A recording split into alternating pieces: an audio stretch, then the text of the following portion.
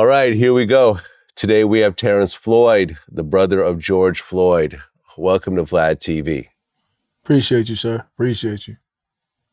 Well, and I just want to shout out Saigon, who's actually your cousin, who was the one that actually linked us up. Yeah. Definitely. Found out I was at a party and birthday party in Spring Valley.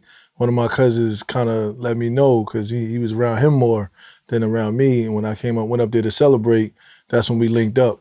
And, ever since then, we just been chopping it up, being cool. Yeah, me and Saigon go back like 15 years. Wow. Yeah, way before VladTV, Right. One of my favorite people, actually. So, first and foremost, I'm so sorry for your loss. Appreciate you, man. Appreciate you. Yeah. It's a lot, man, but I see a lot of people show love, no clout chasing. It's just love shown, and I appreciate it. Yeah, I mean, to lose someone, to lose your own brother at such a young age and to have it actually be on video and the brutality of it, I can't even imagine what you went through and what you're still going through. And it's a lot, but when I first saw it, when I first saw it, it was heavy because first of all, when I first saw it, the name wasn't revealed. It was just a blurred figure of what was going on.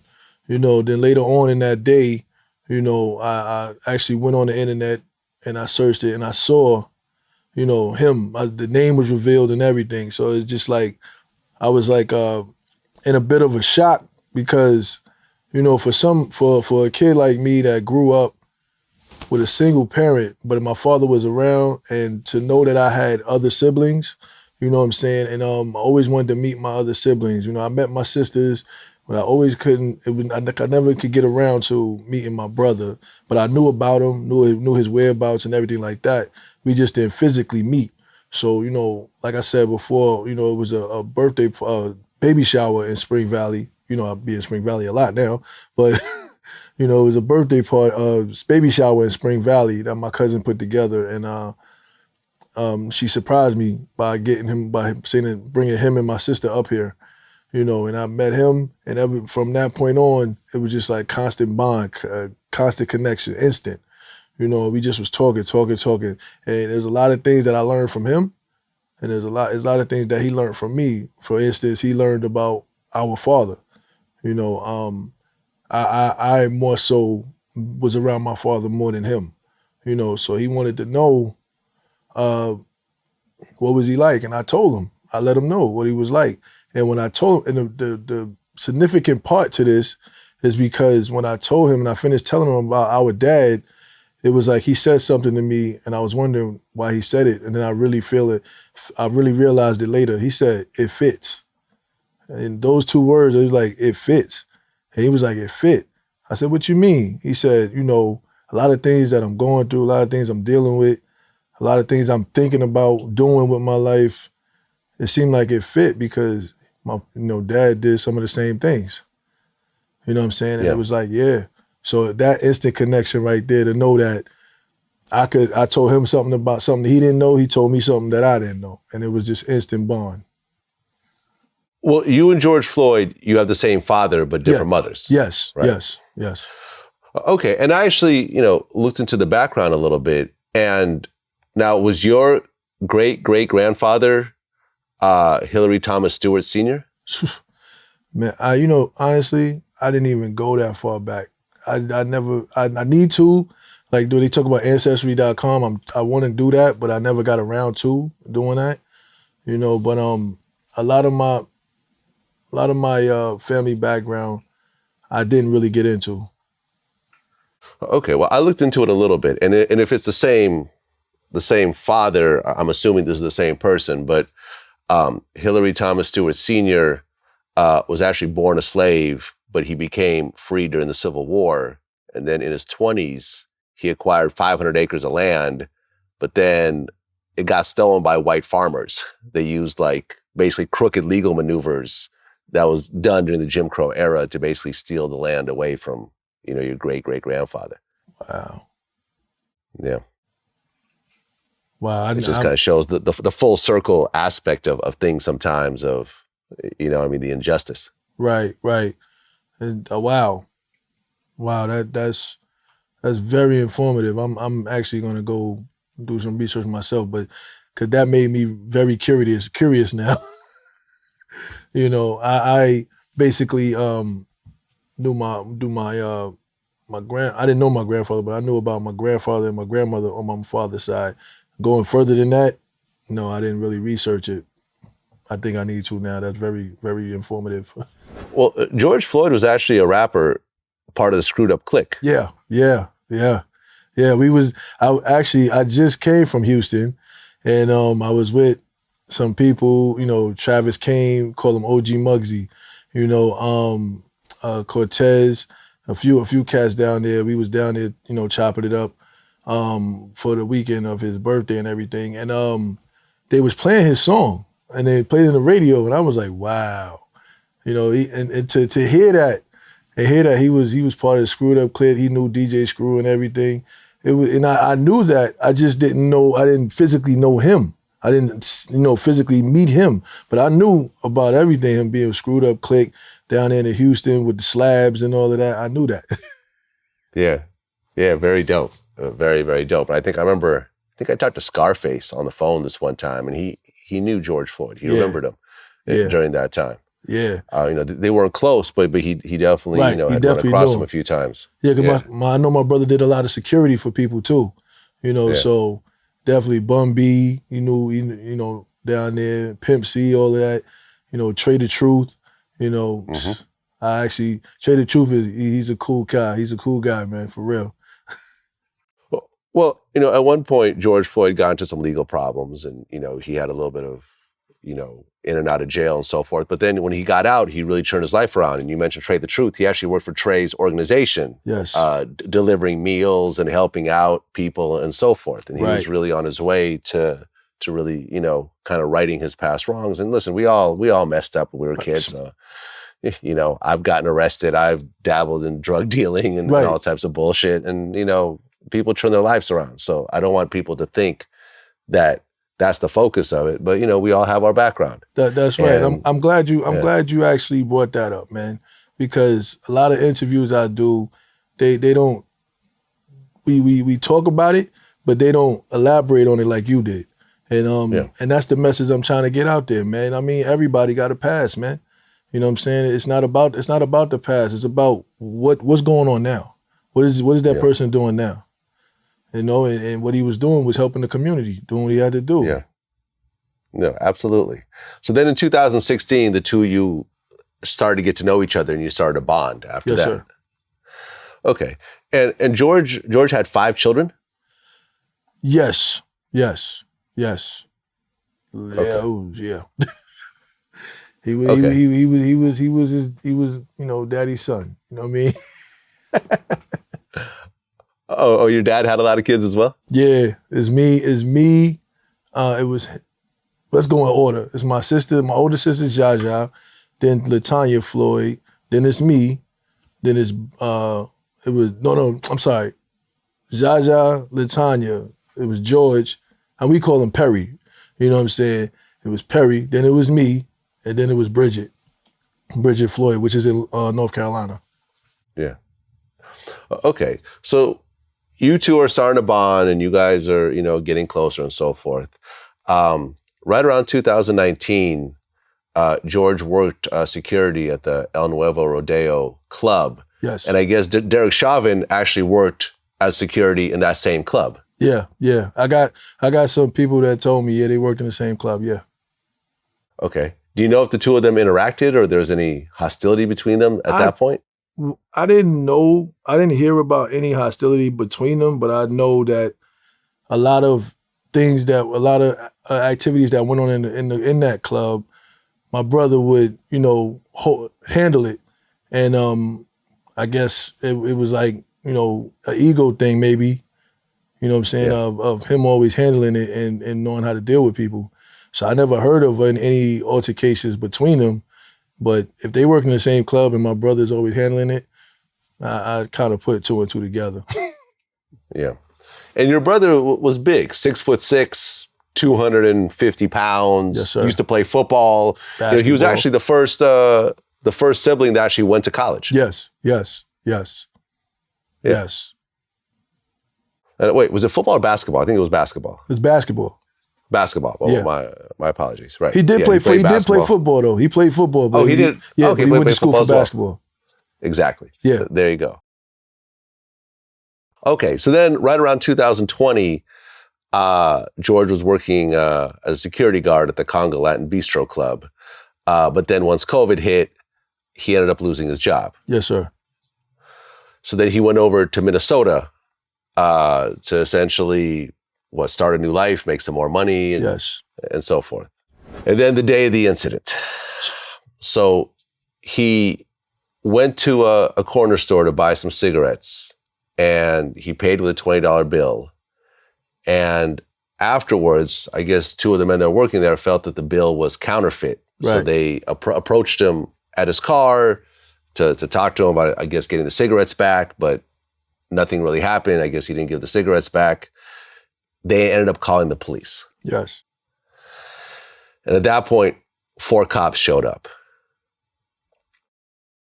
And, you know, I watched a lot of the video. You know, there was some level of interaction, but it doesn't really explain how he ended up on the ground at that point. What exactly happened that led up to that? Ended up on the ground at what point? What do you mean? Well, because you know, at one point the cops actually threw him on the ground, and then you know Derek put the knee to his neck. You know, what led up to them actually doing that? It was you know, my brother was claustrophobic. You know what I'm saying? Tight spaces like that, and he's a big guy, and we all know what the back of a police car look like. You know, so it's tight. So he was claustrophobic. He was panicking. He was nervous. You know, they thought he was resisting, but he's trying to tell them he has a condition. You know, he's nervous. You know, he's claustrophobic. You know, so I guess I seen it from different angles, especially in the courtroom.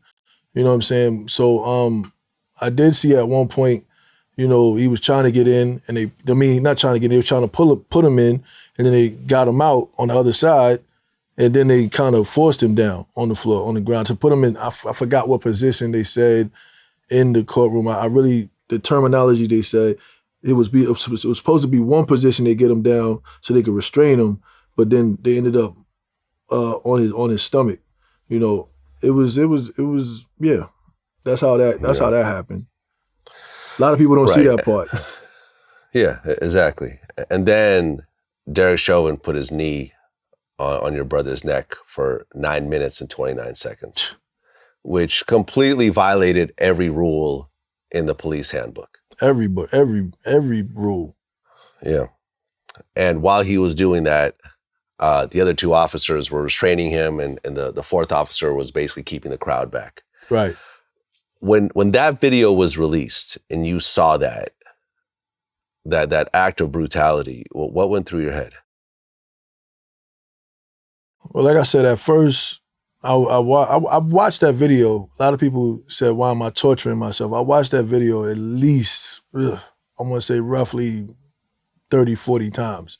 You know what I'm saying? Because at first I saw it, and I just wanted to see if it was real. Like, what am I looking at? What is this? Are you serious? You know, but after a while, I kind of blocked that out, and I just was, I blocked out what was going on. I just listened to his voice, because at that point, I know he was gone. So, you know how people have their telephones and voicemail, and they call a voicemail just to hear the voice? That was my way of hearing his voice. I didn't have no voicemail. I didn't have no. I only have one video of him when we first met, and his voice is very faint. Can't really hear it. So, but that I can hear his voice. So I just kept it like that. Just kept watching it, looking at that. But as I saw that, you know, at first, you know, everybody see me talking peace and love now and everything, and it took me a while to get there. At first, I was angry, very angry, because I was just like, first of all, I wasn't there to help my brother.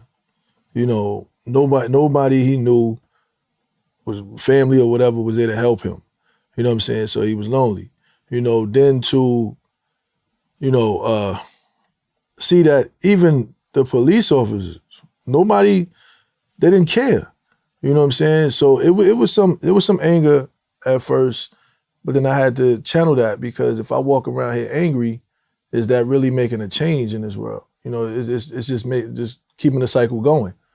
You know, so I definitely had to calm it down, and I'm gonna channel my anger towards the movement, and that's when I started We Are Floyd, you know, my nonprofit organization to help the community, help with mental illness, help with people that's going through things and need help. You know, go to different organizations and get the resources to make my culture, make my community better. Well, when it was happening, George actually called out to his mother. Yes. Who had passed away how many years before? I want to say about a year or two before. You know, when I heard that, I knew, just like the rest of my family, we knew he was going, because, you know, we don't know. I don't know what it is, you know, with the afterlife or anything like that, because, you know, I don't know. But people say, like, when something's going on, you start seeing people that's gone, it's like they're coming to get you. You know what I'm saying? So he was very close with his mother, Miss Sissy. I heard about her. I love the persons that I heard about. You know what I'm saying? Sorry. He definitely loved his mother, and he was close to her. So once he called out for her, everybody knew he was going. Well, he actually said, "I can't breathe" 16 times in 5 minutes. And in fact, that was his last words. And, you know, if you watch part of the trial, Mm-hmm. you know, what I didn't quite realize until going through some of the trial is that you could breathe normally when you're standing up, because that's just the way your body's laid out. Right. But lie on your stomach, you know, Mm-hmm. without anyone on top of you. Lie on your stomach and try to breathe, and see how hard it is just to breathe normally while lying on your stomach. Right. Now take that and add someone's knee on the back of your neck on top of it, and it becomes a complete impossibility regardless of who you are or how big you are. Right. They even tell you sometimes, don't lay babies on their stomach. Yeah. So, you know, what you think? That changed when you grow up? No. The same respiratory system, man. Right. And then at the point that George Floyd even died, Derek kept his knee on his neck for like 2 or 3 minutes afterwards. Right. And at that, when you want to, I'm gonna be honest, you know, when I saw that, and you could tell that my brother was gone, and he just stood there. It was like one of the movies you see where he's make sure, and he just wanted to make sure he was gone, you know. So you know, I can't really say it was premeditated or something went on with him and my brother, but something just don't add up, man. Like something just don't add up, man. Even walking through the Mall of Americas when I was out there during that month of the trial, we would run into people that would tell us some stories about this guy. And it's like, are you serious, man? Like, nobody really was dealing with this dude, you know? But it is what it is, man. He where he at now, and hopefully, you know, justice really prevails. Well, George Floyd was only 46 years old. I actually looked up his birth date. We're actually a couple months apart in age. Wow. You know, people think 40, you know, your 40s, you're old. You're really not that old. Nah. Like you're kind of in the prime of your life, to be honest. Exactly. That's when you really coming out of your young, crazy stages, and now you settling down, knowing who you are. Yeah, you know? Exactly. You're becoming comfortable with yourself, you know, Right. You're raising your family and so forth.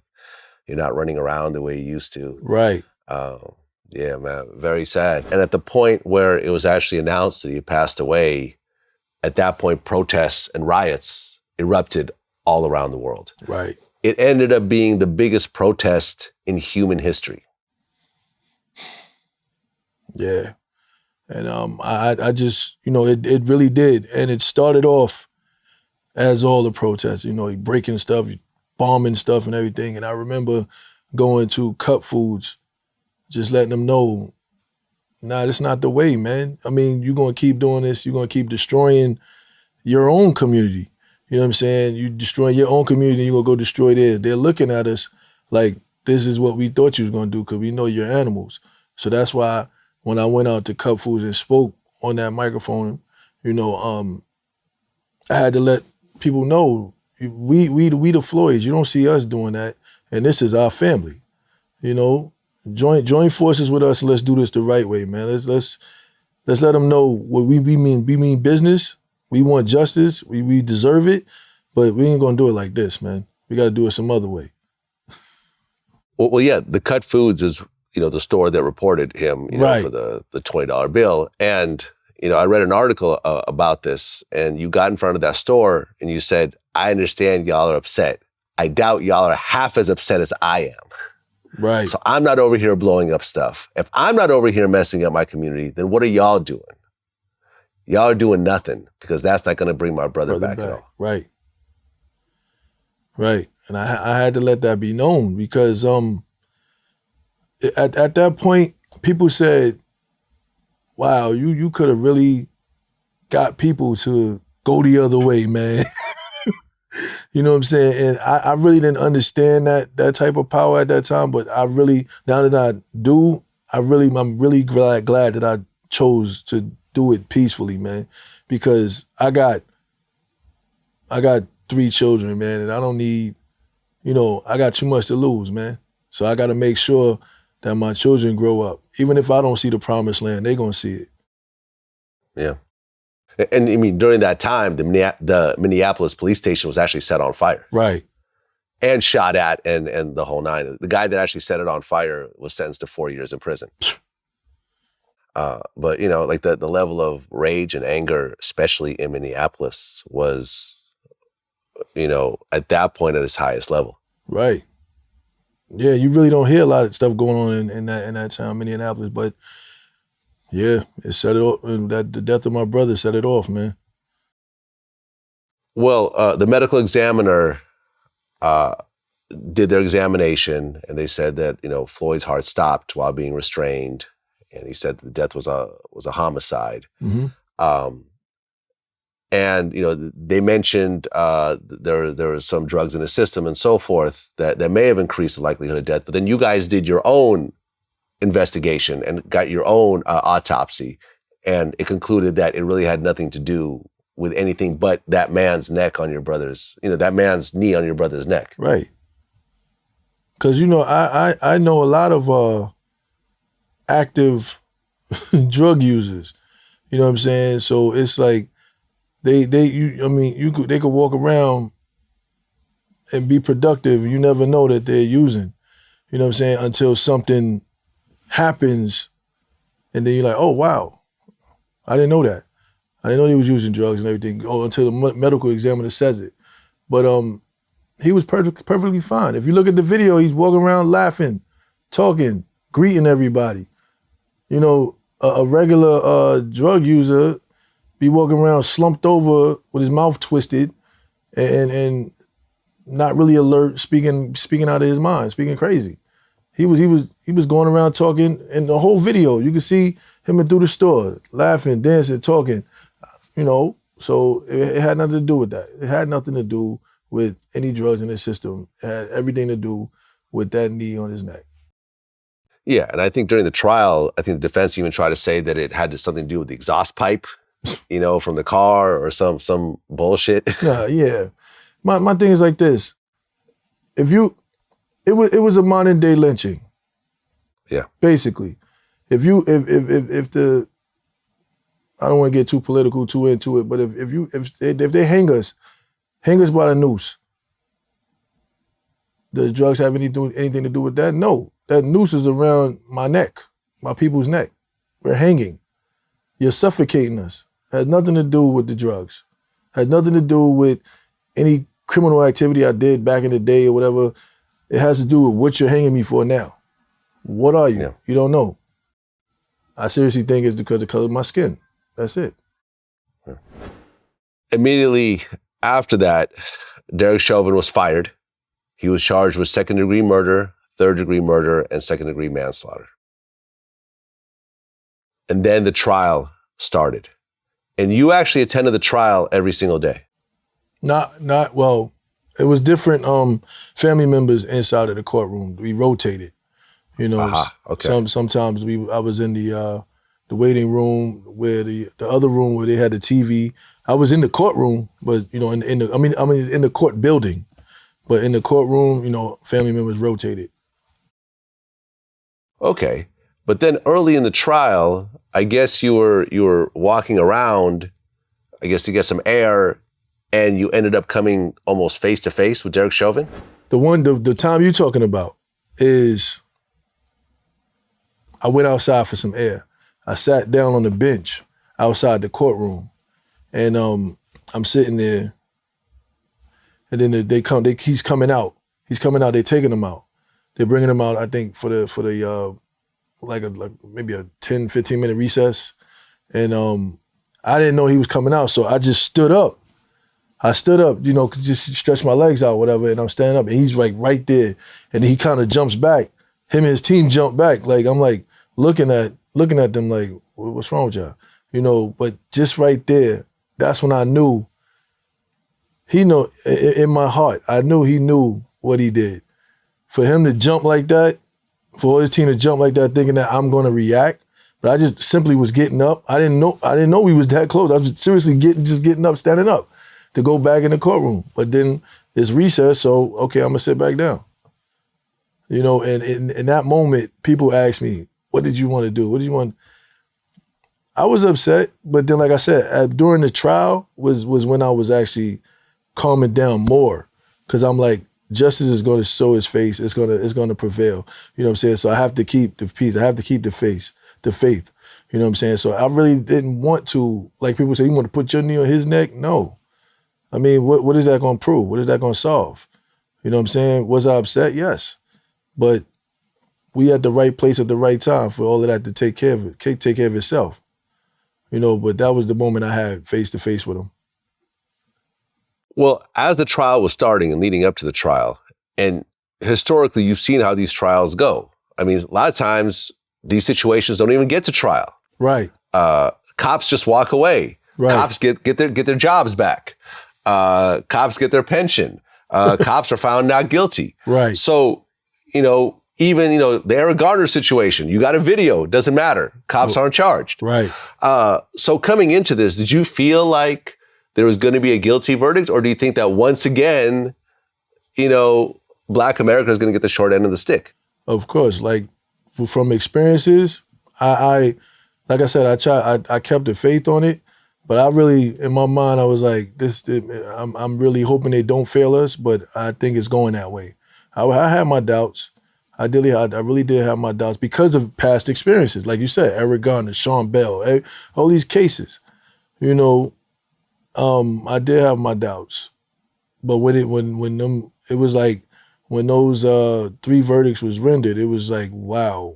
I was like, wow, you know, the fight wasn't for nothing.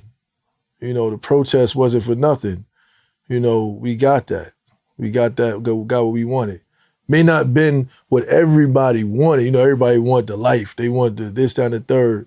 A lot of people, you know, but it's different laws in different states, so they got to go by the law that they have, you know. So that's what I really wanted people to understand when I came back.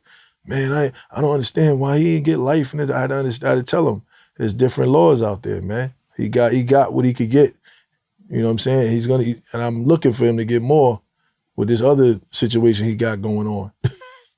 You spoke at the trial? Yes. They let us do victim impact statements at the end, at the sentencing.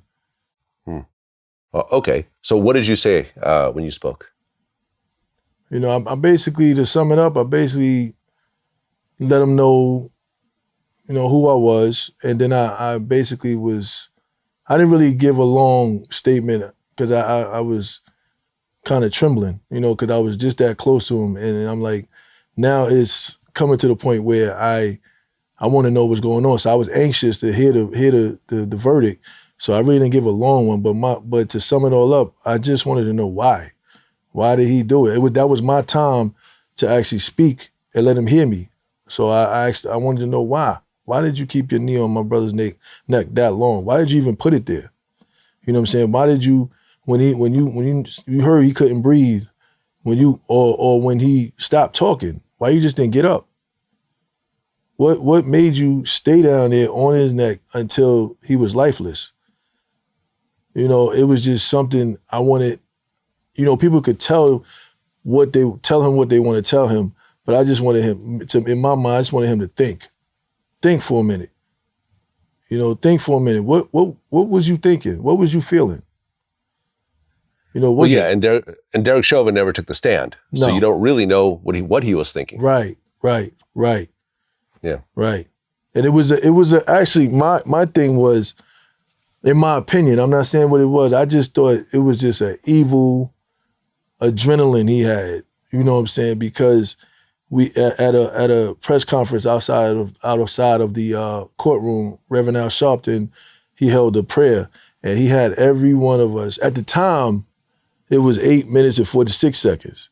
So he had everybody kneel down for 8 minutes and 46 seconds. And that was the longest 8 minutes and 46 seconds I've ever witnessed. You know, with one knee on the ground. And people just was, after a minute or two, people were trembling, wanting to get up, talking about my back, my knee, my glutes, everything hurting after 2 minutes. So you figure 8 minutes and 40, at the time, 8 minutes and 46 seconds, I just feel like it was an evil adrenaline he had, man. Mm. Well, before the verdict was read, you actually spoke. You said, you have a right to be angry. You have a right to protest, let your voice be heard, and to express that anger, but don't express it in a violent way. Express it in a peaceful way. Yes. Because had it been not guilty, I don't even want to think about what was going to happen in the country. Right. Yeah. I mean, and we saw that, you know, people our age remember that with the Rodney King verdict. Yes. You know, when he was found not guilty, oh, man. LA went up in flames. Up in flames. And that's what I said. I said, listen, it's like the repeating cycle. You know, the police officers get off, or they do something, and what you do, the first thing you do is destroy something. You know, I mean, that is just not the way no more, man, because it's like, you know, we seen it happen over and over and over again from way back. We talking 50s, 60s, same thing, destroying stuff. You know, and what does that prove? It shows you're angry. It shows we're tired. We don't want to take this no more. Okay, then what? Now what we gonna do? Your community is up in flames. Now what you gonna do? That's where I'm at right now. You know, what are we gonna do now? What are we gonna do now? Not me, not just my family, the culture, the community. What are we gonna do now?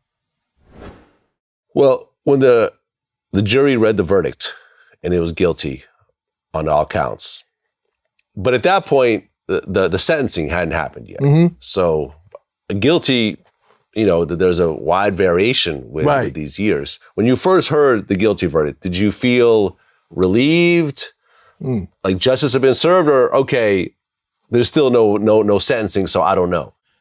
You know, when the first one, I was caught on camera. I said yes, you know, because that's something that we didn't hear before, especially with police officers. So now we got one. So it's like, okay, yes. After the second one, 2 out of 3 is wonderful, you know. So I just was like, okay, we in there. We got it. We got it. When the third one was read, I actually dropped on my knee. You know what I'm saying? And just I started thanking God, man. I started thanking God, and I started crying because I said, bro, you could sleep in peace knowing, you know, justice showed its face and it came through. It came through. You know, so that's basically what my reaction was. Well, and then on June 25th, Judge Cahill sentenced Derek Chauvin to 22 and a half years in prison. Mm-hmm. When you first heard that number, what did you think? Because I paid attention through the trial, you know, and I started understanding the Minnesota laws, I said, okay. Now, me being from New York, the New York side is like, really? 22 and a half years? But, you know what I'm saying? But knowing that for the law in Minnesota with the 22 and a half, it was a start to change. Now, all they got to do is pass this George Floyd bill, and then all the police will be accountable. From that verdict, from that sentencing, police officers are definitely think twice about, oh, wait a minute, I could go to jail.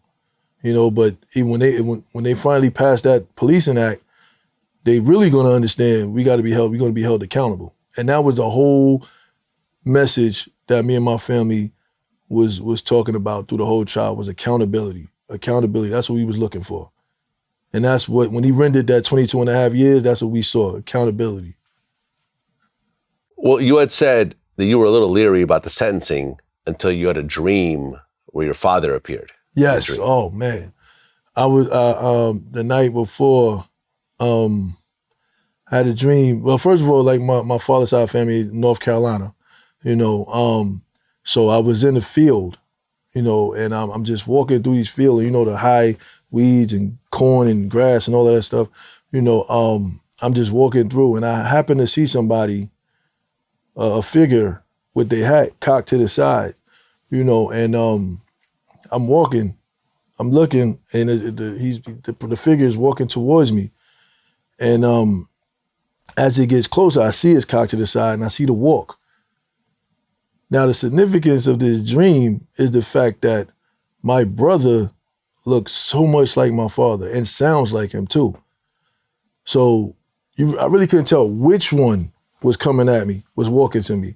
You know what I'm saying? But once I seen it was my father, and like I said on the report, those that know me, once I cock my hat to the side, they know who that is. My father always had like that, and when I saw him and he gave me that hug, I knew, it was going to be all right. It was going to be all right. And I just had to tell that, maybe they wanted me to talk about the trial and justice, but I had to tell that because that was my confirmation that it was going to be all right. Well, your brother, Rodney, spoke about it. He said the sentence was a slap on the wrist. He said, we've suffered a life sentence for not having him in our life, and that hurts me to death.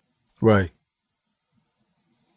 That, like I said, we all, siblings, we never on the same page at the time. We all have our own opinions on things.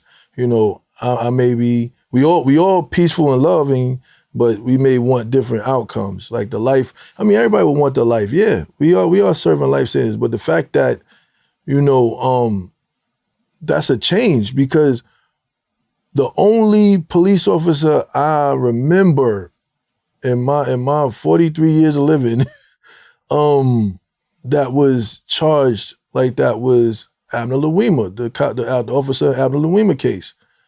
And I personally know that lawyer Rubinstein, so that was, 20 plus years ago, you know what I'm saying? But to see that another police officer was charged, convicted, and got the sentencing, it's a change. So I'm like, okay, now, like I said, the life sentence, that we could go with that. That's your opinion. That's a lot of people's opinion. That's a lot of people's opinion. But he is, if you really think about it, to me, in my mind, he's serving a life sentence anyway, whether he in there or outside, because that man can't go nowhere without somebody knowing his face. So you can't go nowhere. So you're literally serving a life sentence within yourself. If that's not hell on earth, I don't know what is. Well, the other three cops, Thomas Lane and J. Alexander Quang, they're each charged with aiding and abetting second-degree murder and aiding and abetting second-degree manslaughter. Their trial is set for March 8th, 2022. Right. What type of sentence do you think they deserve? You know what? I didn't even, to be honest with you, when it comes to the names, I kind of I was focused on Chauvin. You know what I'm saying? But there's one officer that I wouldn't be surprised if they let him off with a slap on the wrist, and that's the one that asked, should we turn him over? Like I said, the names are blurred to me with them, you know, but that officer, you know, because I believe he was a rookie, and he asked, you know, should we turn him over? Should we turn him over? And Chauvin said no. So him, I wouldn't be surprised if they gave him a slap on the wrist. But them other, nah, they got to get the same time. They got to get the same, especially Tao, because you standing there, I think he could have really just at least turned around and said, looked, just look. He didn't even look. He just step back, step back, step back. He didn't even turn around and look to see what was going on, to even say, all right, that's enough, man. That's enough, you know. Get up, get up, get up, get up. So I think him and Chauvin, especially him and Chauvin, should have the same time. I agree. I agree. Well, a year after, you know, your brother passed, you know, President Biden actually reached out to the family and had the family over at the White House for a meeting, and Lil Baby was actually there with you. Yeah, yeah. So you attended that meeting at the White House? Yes, I did. Yes. Okay. How did that go? I didn't have the Yankee fitted on this time. But yeah, I did attend that meeting. Okay. And how did that go? Number one, why was Lil Baby with you guys at that point? He's, you know, I don't know. I can't speak on that, but I know he was he's definitely a friend of the family's with Gianna's mother and that side. You know, I know he is. So I guess he came for support. You know, but I can't. That's all I can really speak on with that. Yeah. What was really discussed at the White House when you guys met with Biden? It was basically, first of all, we were just shooting the breeze, getting to know. They was getting to know us, and then we was talking about why. We was basically talking about why we feel the bill should be passed, and letting them know our opinion on things. And we was able to all speak to, you know, Biden and Kamala and let them know why we feel this bill is important. That's basically the gist of the conversation. Yeah. What's the status of that bill right now? You know, they didn't pass it, but we still fighting for it because they're still focusing on that one part of qualified immunity. That's what's holding it up. That's what's holding the bill up. You know, and there's no military secret. Everybody know that. You know, qualified immunity. That's what's holding the bill up. They once they get more votes to vote that in and vote that in the bill, then I'm guaranteed it's going to pass. I'm confident in that. But that's what's holding it up. Well, I mean, George Floyd's GoFundMe received the most donations of all time. Right. $14.7 million. There was also, I believe, there was a settlement from the police department, I believe, for $27 million. Right. I mean, it's just sad, you know, that your brother had to die for his family to have that type of financial stability. I'm sure it's very bittersweet. Very bittersweet because when he was here, the one he took care of his children. So you know, that's who deserves that. You know what I'm saying? And it's something when, you know, people hear that and they look at all the Floyds like, oh, you got money, oh, you no, it's not that type of situation. You know, but it is sad that we as black people, black and brown people, have to go through tragedy to get one up on something. You know, we can't just, you know, work and have an honest living and live and get our 40 acres in a mule. You know, right now we deserve 80 acres and 2 mules now. You know what I'm saying? You know, but it is sad that we have to go through tragedy in order to step up. Yeah, and I remember there was a video of his daughter saying, "My daddy changed the world." Right. And that's just, I mean, right now that kind of brings tears to my eyes when I say it. Like, it's just such a, I don't know, it's just such a sad statement. Yeah, because it's for a little girl who was just getting to know her dad, right? You know, because she was so young. Right. Yeah. And it's sort of that's like the relationship with me and my brother. Like just like Gianna, like she's just getting to know her dad, you know, and I'm really getting into the relationship with my brother. You know, like people within that time frame, people would have never known that we just met. We was talking so close and knew so much about each other. Yeah, and you know, all over the world, there's George Floyd murals. There's statues, you know, in New York and New Jersey, and I'm sure in other parts of the world as well. Right. You know, you have your own nonprofit organization. Yes. You know, Black Lives Matter. You know, kind of rose of prominence after this whole thing. Right. You know, I mean, a lot of people, you know, we donated to the NAACP during that time, you know, as a company. You know, it really, I mean, it's sad that someone had to die for people to really wake up. And, you know, and things were happening in other countries, in England and Australia and all through Europe. And it was just you know, the domino effect of a situation that happened in this city. The worldwide effect is you know, amazing, right? And it was something that everyone could kind of relate to, no matter what country you lived in. That's right. I mean, everyone had problems with the police. There was police corruption and, you know, the overstepping of boundaries and murders and so forth. It's happened since the dawn of time. Right. And for the first time, we actually got to see it.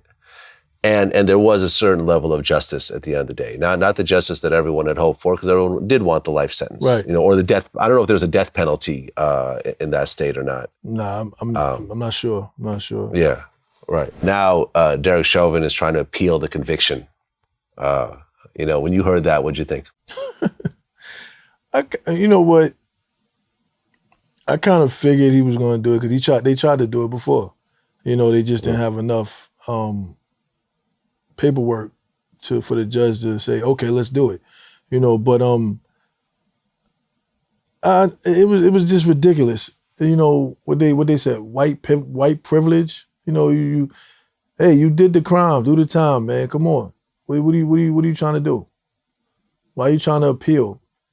Yeah, it's something going on behind those walls that you you didn't see coming. I don't know. Yeah.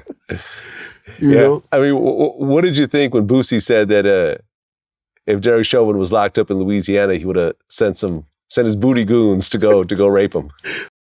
When the moment happened, when you heard that there's a guilty verdict, how did you feel? I wouldn't feel no motherfucking way. I wouldn't celebrate. That shit going to on a sentence. He can be sentenced to fucking 2 years and arrest probation. That shit don't go, the court is still in control. We haven't won yet. A guilty verdict ain't shit. They might give him probation. You know, if they give him 40, if they give him 10 years, he a cop, he might do a year in that on good behavior. He gonna do it on good behavior because he ain't around nobody. That's the whole setup. For him to do a couple years.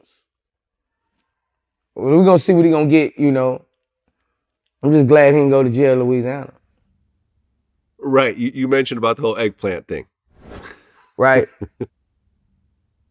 So you basically said if he was going to jail in Louisiana, I would have got him fucked. Yeah, that's what I'm saying. The eggplant was just for the, hoping my Twitter don't get taken, but right here I'm telling you I would have got him fucked. Listen, man, I laughed because any person I know that did time or just came out saying the same thing. Because they like, listen, It's like, it was comical, but I know a few people was like, man, I know if I go back, if he better not be in there, I better not go there. You know what I'm saying? But it's yeah, people really feel like that, in there because and that's people that's out that's saying that, you know what I'm saying, that know what it is behind those walls. So we can only imagine the people behind those walls with him or what they thinking. Because like I said, he's in an eternal life sentence. So when he walk around and everybody see who he is and know the story, I can't even imagine what they saying. Yeah, I feel you, man. Well, Terrence Floyd, I really appreciate you coming in and sharing your story. The level of strength that you've had through this whole process is really unbelievable. I mean, to sit there in front of the store where your brother died and having hundreds of people ready to riot at your every word and to calm everyone down and to say it's not worth it. To be standing next to your brother's killer and to somehow restrain yourself and not physically attack him. And to tell people not to riot even if it was a non-guilty verdict. It just shows the strength of character that you have. I want to say something too on that note, to piggyback off of what you just said. A lot of people didn't get to meet my brother. You know what I'm saying? They like, oh man, I wish I got to meet him. They tell me this. I wish I could have met him. Wish I could have spoke to him. Whatever.